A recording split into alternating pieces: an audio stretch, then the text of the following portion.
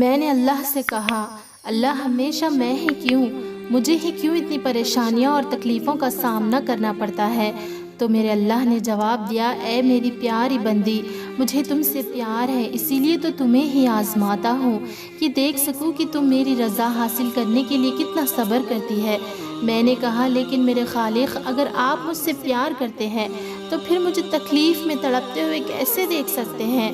تو اللہ نے جواب دیا، میری بندی، میری محبت کی دلیل یہی ہے کہ میں تمہیں آزمائش میں ڈال کر صبر عطا کر کے جنت میں دیکھنا چاہتا ہوں۔ میں نے پھر آنسو بھری آنکھوں سے کہا، اللہ، صبر اتنا مشکل کیوں ہوتا ہے؟ اللہ نے جواب دیا، ہاں میری بندی، صبر مشکل ہے، بہت مشکل ہے، لیکن اس کا صلہ بے حد خوبصورت ہے۔ پھر اللہ نے کہا، میری بندی، مجھ پر یقین رکھتی ہو؟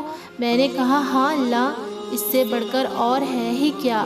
اللہ نے جواب دیا، تو بس میری بندی، مجھ پر یقین رکھو، مجھ پر یقین رکھو اور صبر کرو، میں تمہارا یقین نہیں توڑوں گا، میں تمہیں تمہاری اوقات سے بڑھ کر عطا کروں گا۔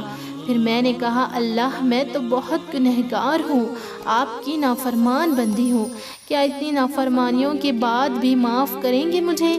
کیونکہ آپ تو دل دیکھتے ہیں نا اللہ، لیکن میں تو اس دل کو گناہوں کی سیاہی سے آلودہ کر آئی ہوں کہ گناہوں کی سیاہی کے باوجود ابھی بھی آپ مجھے اپنا دوست رکھیں گے؟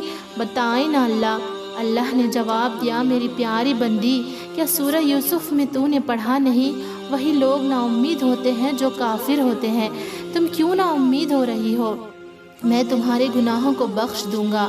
کیا تو نے قرآن میں پڑھا نہیں، بے شک اللہ توبہ کرنے والوں سے محبت کرتا ہے۔